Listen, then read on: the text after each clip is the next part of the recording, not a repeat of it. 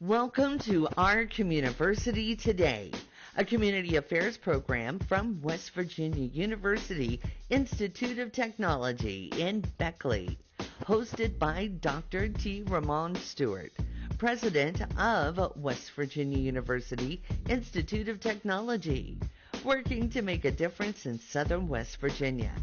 Guest opinions expressed on this program may not represent the opinions of West Virginia University Institute of Technology or Southern Communications. And now with today's program, here's Dr. Stewart.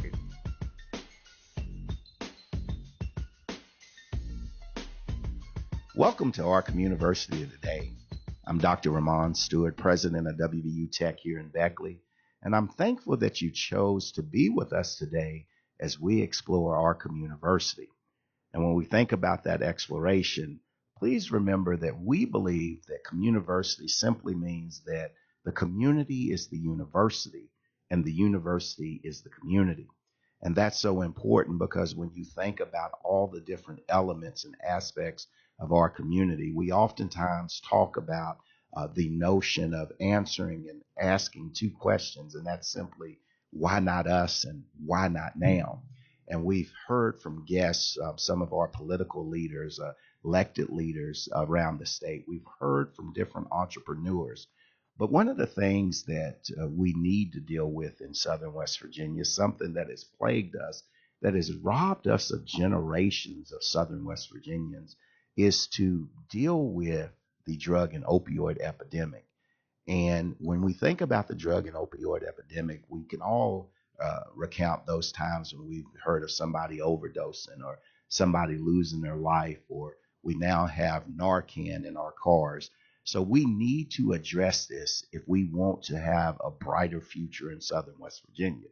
And so today we're going to explore what's being done to combat the drug and opioid epidemic with our guest, none other than Jay Phillips, who serves as the Executive Director of Seed Sower. And again, Jay is going to join us as we seek to ask and answer the questions on Our Communiversity Today. Why not us and why not now? So right after this break, we'll be back with more Our Communiversity Today on News Talk. Need a change WWNR. and ready to transfer? WVU Tech offers the best return on your college investment in West Virginia, and we make it easy to apply and transfer your existing credits. We've got top-ranked, affordable engineering programs, 4-year degrees in science, business, and nursing, plus financial aid and student support services. WVU Tech could be just the place for you.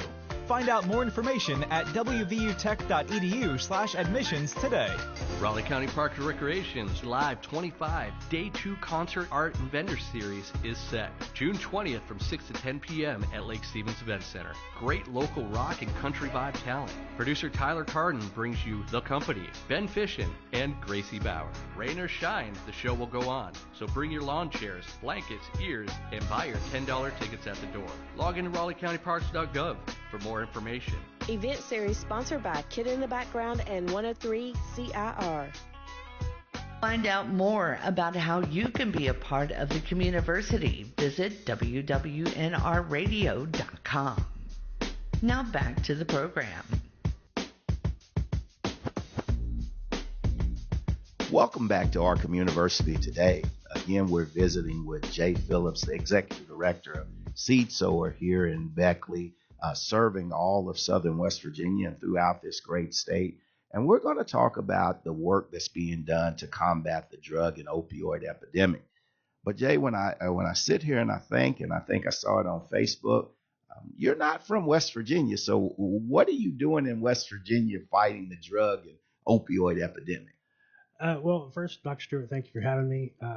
I'm not originally from West Virginia, but I believe I've now lived here longer than I've lived anywhere else. I left Louisiana when I was 20 and joined the Army. I was in the Army for 10 years. Then I moved here after I got out. Was married to a woman in West Virginia, from West Virginia, so we moved back home. So I've been here since about 2006, living in Beckley. And the longer that I was here, the longer the pervasiveness and the persistence of the opioid epidemic started making itself known everywhere you look. And it touches every family and every community. And it wasn't originally my plan to get involved in that space. After my military career, I started working for the federal government at the Department of Veterans Affairs. Then I worked at the Glen Jean Military Entrance Processing Station, and then ended up at the IRS, where I worked in program and process review. But the more I was around and exposed to the problems that were plaguing our communities, the more I started to struggle with the fact that I could no longer morally or financially afford to look away. And so after much wrestling and struggling and resisting God along the way, I finally threw my hat in the ring and decided to get involved. Excellent. And so that involvement, you talked about your military career, and thank you for your service. And you talked about your work with the federal government, but even recognizing that there's a challenge related to the drug and opioid epidemic, how do you get involved, how did you get involved? What was your first step? Well, originally it was my educational background. I tell people in West Virginia, I did go to LSU, but I got my master's at WVU, so I can still be a child of West Virginia when people let me. But my original kind of exposure to the epidemic was through the Fruits of Labor Culinary and Agricultural Training Program, which is run by a friend of mine. Her students in the program at the end of the day were returning back to the neighborhoods and the homes that they came from, where drugs were still very pervasive and readily available. And so people were relapsing because there's no housing in Greenbrier County that could be supported for people seeking recovery. And so originally it started off with me just providing assistance as a volunteer here and there.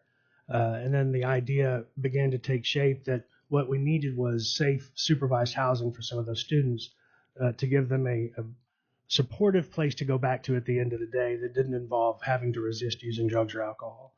And that ended up turning into our first residence in Greenbrier County in Dawson, which has 16 beds. Excellent. And so I think it's neat that you started as a volunteer, and then you saw the need and you started to address the need, and then you formalized your addressing of the needs with the 16 beds in Dawson. But there's so much more need out there. And so, what did you do to take this vision or to scale? Well, the first thing that I did was I spent about a year getting educated on the subject, because addiction and recovery are so complex and multidimensional. And the things that we think we know are typically kind of outdated ideas from 20, 30 years ago. And there's so much research and so much evidence out there that goes largely unexplored mainstream. So I spent about a year studying first. And then based on the research and the literature that I kind of poured myself into, I developed that into a plan to develop the housing, transportation, and peer recovery support services, which were kind of the three original pillars of what we wanted to tackle. So down at Seed Sower, you have the three pillars. You have the housing, the transportation, and the rehabilitation. So with those three pillars, let's talk about the housing. So you have 16 down at Dawson. Has the housing expanded more? It does. So we have now 4 locations.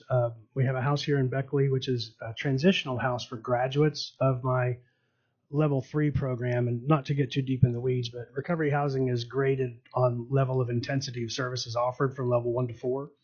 We have 2 level 3 houses and 2 level 2 houses. The level 2 houses are for graduates of my level 3 program. And my level 3 programs are in Greenbrier County and in Montgomery, where I have a home for pregnant and parenting women with babies, where we just actually recently had a new baby born. So to a mom who wasn't using and a baby who wasn't exposed.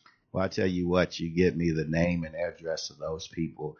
We do a little thing at WVU Tech called the Monty's Cub Club. And one of the things we do for new babies is we send them out a onesie and a bib, and just make sure that they know 18 years from now there's a place for them to go called Tech.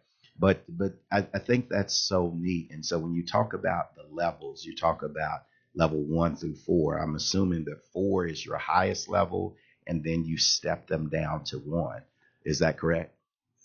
Yes and no. So level 4 is the highest level, and it's typically where clinical services are incorporated into the housing model. There aren't any currently level 4 houses in West Virginia. We will probably end up in level 4 next year as we integrate our own behavioral health and clinical support services that are in development now. It's not necessarily linear where you start at a level 4, then you move down to a level 3, then down to a level 2 to a level 1. You may be in a level 3, graduate, and go do your own thing, get an apartment, and start fresh. For our residents, there's a generally recognized statistic out there that for recovery to have the greatest statistical probability of success takes 5 years. It takes 5 years to reach a relapse risk rate of approximately 15%. In the first year, that's 60 to 80%. And so when someone completes a 6-month or 9-month or a year-long program, there's still a tremendous risk of return to use after that first year. So what we've tried to do with the level 3 then to the level 2 is to create a 5-year period of eligibility to give people that greatest chance at reaching that 15% relapse risk at year 5, which is what's known as stable recovery at that point. And so how do you once you go through and people come from level 3 or level 2 or so, how do you keep engaged with them? So what defines a level 3 is that you have staff on site 24 hours a day. That's one of the requirements. You have peer recovery support specialists, which is an educated state certified position. They have to pass an examination for that through the state, who act as mentors and guides in what we refer to as the peer-led social model. So the house is self-governed largely, with our employees acting as mentors and guides and kind of accountability guardrails along the way. As they transition into the level 2 doesn't have permanent site on staff, but we have here in Beckley a recovery community organization that has peer supports for that level 2 house. So now it's more of an outpatient sort of situation, even though outpatient is a clinical term. When they move into the level 2 house, they're much more independent and they're getting support through the RCO, the Recovery Community Organization, on more of an outpatient basis. Yeah, man, this is fascinating, and I love the way that you stick with people and work with them through some of the challenging days. You talk about transportation, too, as another of your 3 pillars. And excuse me for being naive, and some of our listeners, too. Why would there be a need for transportation in the drug and opioid epidemic battle?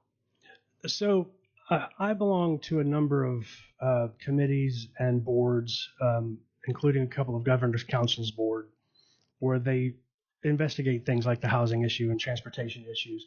And through surveys administered throughout the state, next to housing, transportation is the single greatest barrier to successful recovery. And it's because you have to first divorce yourself from the concept that recovery is I'm going to go somewhere for 45 days and stop using and be okay again. Recovery is a lifelong management of a chronic relapsing condition like diabetes. And so it takes long-term commitment to be able to overcome it. For many, many people in early recovery or in active addiction, they don't have a driver's license. They don't have a car. Many of them are unhoused. And the resources and services that they need to support the recovery are 20 miles away. I believe 85% of West Virginia's population lives in what's known as a primary care desert, which means there's one doctor for, say, I think it's 15,000 people.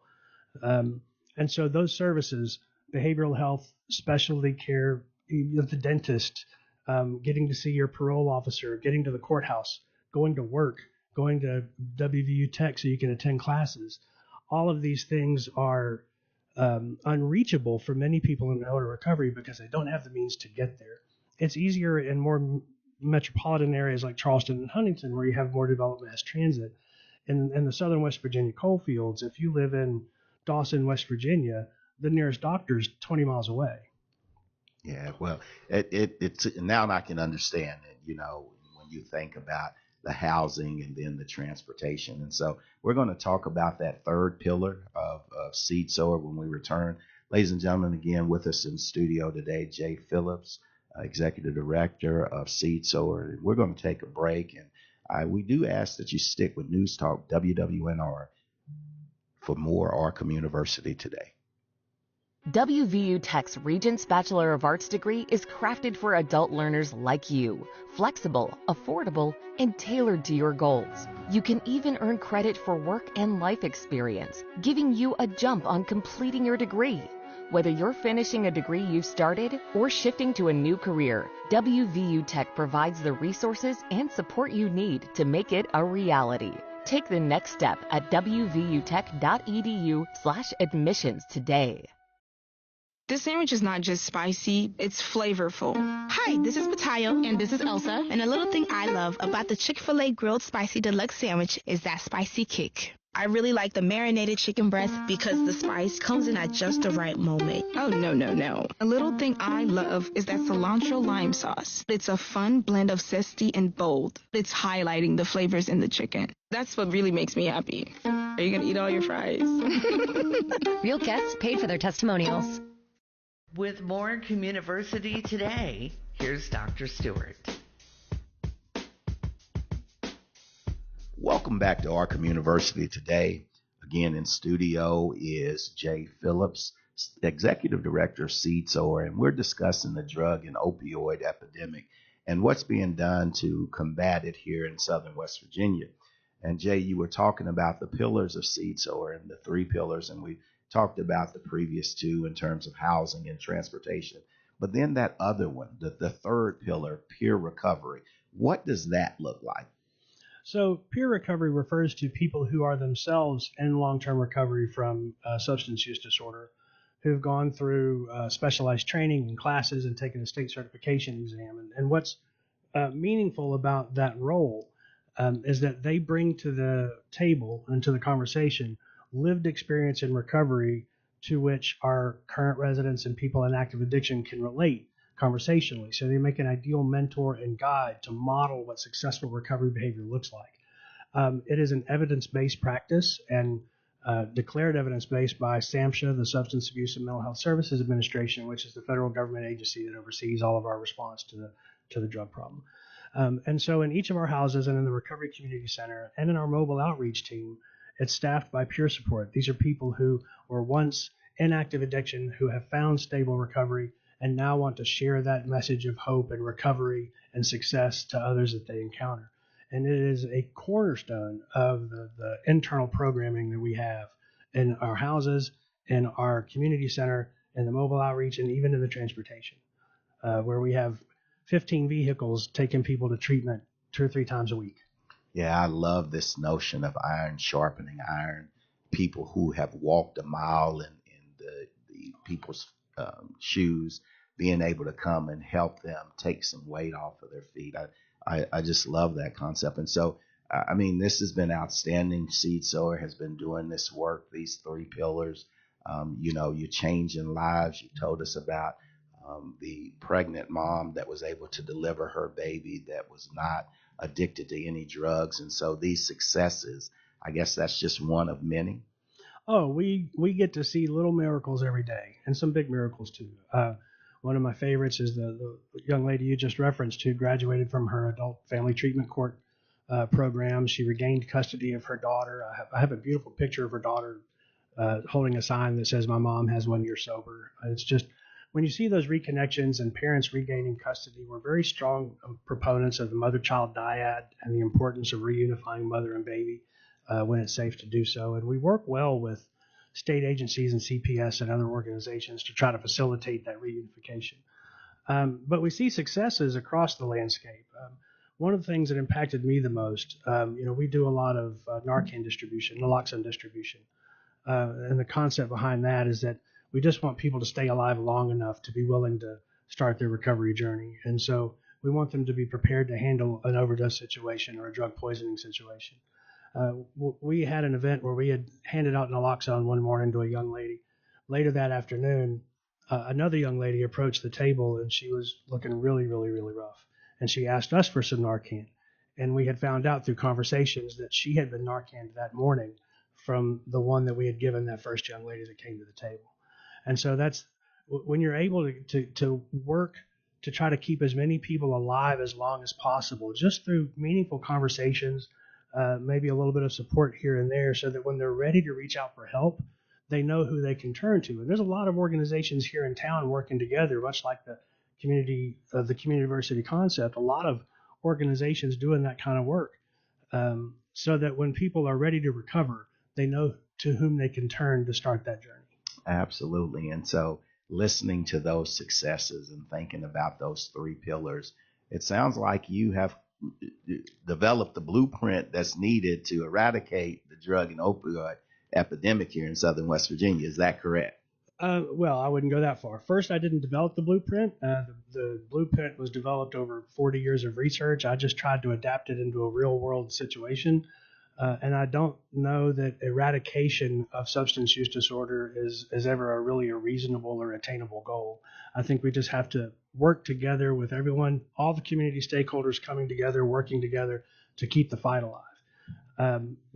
Addiction is one of the oldest diseases of humanity, and it's not a disease that's ever going to go away. Yeah. Well, and so understanding it will not go away.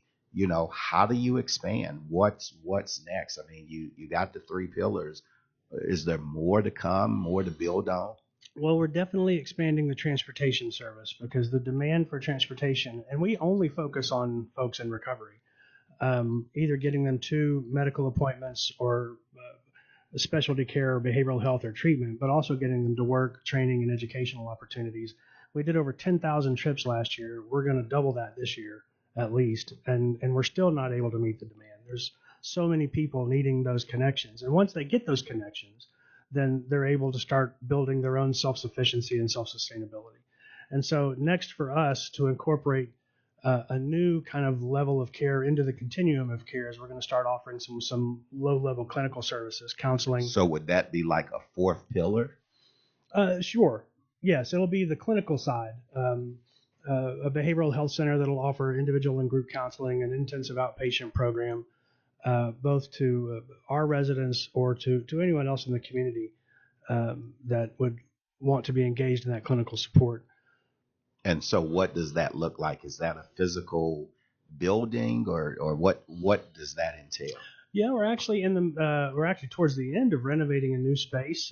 As you probably can see it out the window. There's about 5,000 square feet that we're hoping to start occupying in July. That's going to co-house our recovery community organization with our peer support, our clinical services, our transportation office, our outreach office, and a couple of administrative offices will be there as well. And it's really going to be kind of like a community center that will have classes, group meetings, different trainings that we'll offer, open to everyone in the community. Yeah. And so I love the notion that it's open to the community and everything. And speaking of the community, you cannot do this alone. No. And so understanding that, what does community involvement look like to help Seed Sower help address the substance abuse disorder challenges that we have?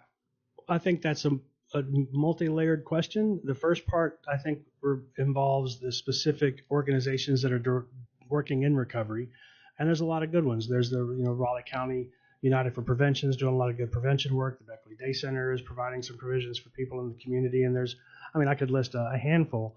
I think the more that all of those organizations can sit around the same table to learn how we can collectively leverage our strengths together, we'll be able to accomplish more together than we can apart. I think the second layer of that question involves people who aren't directly connected to response to the opioid epidemic, and that's your other community stakeholders, your educational institutions, your employers, your city government, and your county governments, and your tech schools, and really just everyone has something that they can offer to that space. And I think the root of all of that is communication, just building channels of communication and trying to figure out where our gaps are, where our strengths are, and how we can collectively leverage them to get the best result for everyone. And, when you talk about bringing people together, that's really that notion of communiversity, where all of us are stronger than one of us. And so how did you mentioned several different organizations or entities. How do you all come together to share challenges, but also explore joint opportunities to help address our challenges? Well, that is a work in progress. So we've just started having some preliminary conversations with other organizations to see how we might be able to support. I know that we work with the Southern West Virginia Men's Fellowship Home, a wonderful organization here. We work with Brian Safe House, the Winds of Change program, just reaching out to say, hey, these are the services that we have. How can we support you, and how can we help you be successful? And what can we learn from you to make us more successful as well? Yeah, and so in those conversations, usually there are a lot of ideas, but oftentimes more ideas than the budget will actually fit. How do you go about generating the financial resources or resources in general that you need and partners need to continue this fight? Well, that is the age-old question for all nonprofits, right? It's funding. Recovery housing, for example, is a largely unfunded enterprise. The state wants us to have a ton of beds, but those beds aren't paid for through any reimbursable structure. There is some limited HUD funding that applies for some organizations, but not all. And so any initiative that requires funding immediately runs into that challenge. And you've got your traditional fundraisers and your community events to try to raise funds. There's grants that you can apply for. For Seed Sower, it's about creating a revenue engine that becomes self-sustaining. And so we do some of that through our transportation, through our behavioral health, so that we can then use that revenue to fund those new initiatives and try to meet those challenges, including to support other initiatives in the community that may not have the resources. Yeah. Well, what does success look like for Seed Sower? For me, success for Seed Sower looks like reaching as many people as we can, working with as many people as we can, and doing so with the best level of awareness and education and training that we can, so that we're all properly equipped, because we can all rush into the opioid epidemic, unarmed and uneducated and not have any solid results. But I think if we're prepared, I think if we're open-hearted and open-minded, and willing to engage with anyone to learn or teach, that to me is going to be success. Well, certainly. Thank you for that. And our audience now knows what that success looks like. But what we're going to do is take a short break. I ask that everybody stick with us on News Talk, WWNR, as we close out this edition of Our Communiversity Today. Enjoy the boys this summer at Go-Mart Park in Charleston. The Charleston Dirty Birds have different events each night at the ballpark. $2 Tuesdays are always a fan favorite. Also enjoy Dollar Beer Night, Wolf in the Park, Freebie Fridays, Family and College Night, and many others. Get individual tickets or buy them by the dozen and get ready for the game at CharlestonDirtyBirdsBaseball.com. Enjoy baseball all summer long with the Charleston Dirty Birds. Need a change and ready to transfer? WVU Tech offers the best return on your college investment in West Virginia, and we make it easy to apply and transfer your existing credits. We've got top-ranked, affordable engineering programs, 4-year degrees in science, business, and nursing, plus financial aid and student support services. WVU Tech could be just the place for you. Find out more information at wvutech.edu/admissions today. Welcome back to Our Communiversity Today. Again, I want to thank our guest, Jay Phillips, who's the Executive Director of Seed Sower, for sharing his time and also his talent with our listeners. I learned a lot today. Obviously, I know about the drug and opioid epidemic. I remember my childhood best friend from McDowell County, Nick Warren. I remember being at Charleston Area Medical Center when he had overdosed and he took his last breath, and you literally could watch the life leave him. And so this is a common occurrence that has gone on for many families in southern West Virginia. And I do appreciate and applaud Seed Sower and the 3 pillars, soon to be 4 pillars, and the expansion that they're doing here in southern West Virginia in order to provide clinical services and community resources to address the drug and opioid epidemic. And I think it's important not only for us to stand with them, but also stand by them as we go through and try to build a better communiversity. And I encourage you to visit WWNRradio.com for additional information about Seed Sower, about drug and opioid epidemic and the way that we're combating it. And most importantly, I challenge you to go and learn more about how we can build our communiversity today for a brighter Southern West Virginia tomorrow. You've been listening to Our Communiversity Today, a production of West Virginia University Institute of Technology and Communiversity partner, Southern Communications in Beckley. This program and contact information is available on our website and our mobile app. at wwnrradio.com. Join us next week for Our Communiversity Today.